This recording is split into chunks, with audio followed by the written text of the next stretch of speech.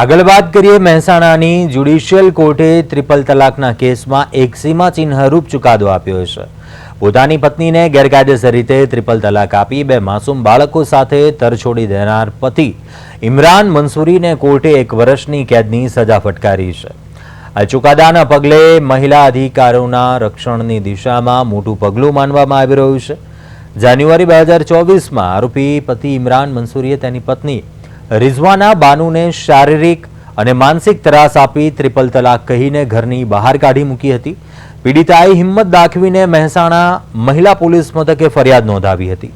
आ केसमां फरियादी पक्षना वकील उदास याज्ञिकनी धारदार दलीलो और पुरावाओने ग्रहे राखीने कोर्टे आरोपीने तकसीरवान ठेरव्यो छे અને કોર્ટે આરોપીને 1 વર્ષની જેલની સજા સાથે અલગ અલગ કલમો હેઠળ કુલ 10,000નો દંડ ફટકાર્યો છે। જો આરોપી દંડ ભરવામાં નિષ્ફળ જશે તો તેણે વધુ 2 માસની જેલ પણ ભોગવવી પડશે। જો કે વર્ષોના સંઘર્ષ બાદ ન્યાય મળતા પીડિતા રિઝવાના બાનુ ભાવુક થયા હતા અને તેમણે ટ્રિપલ તલાક સામે કડક કાયદો લાવવા બદલ વડાપ્રધાન નરેન્દ્ર મોદી અને સરકારનો પણ આભાર માન્યો હતો।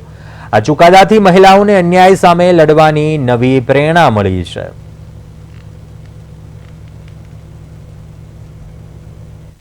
ट्रिपल तलाकना केसमां मारा एक क्लायंट है रिजवाना बानू करी एमनी साथे वारंवार एमना हस्बंड के जे इमरान हुसैन करीने छे ए वारंवार मारझूड़ करी अने एमना साथे घरेलू हिंसा करता हता।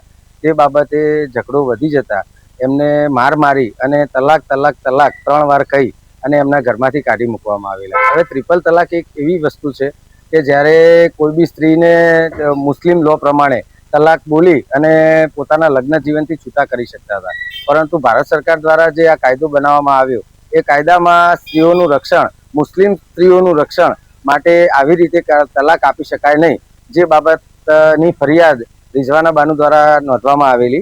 जे फरियाद अहींया महेसाणा ज्युडिशियल कोर्टमां चाली जता आ फरियादना अनुसंधाने नामदार कोर्टे बधा पहलुओनो तपास करी अने आवा प्रकारना किस्साओ समाजमां वधे नहीं અને એનું એક રિસ્ટ્રિક્શન થાય તે બાબતની ફરિયાદ કરી અને આરોપીને 1 વર્ષની સજા અને 10,000 સુધીનો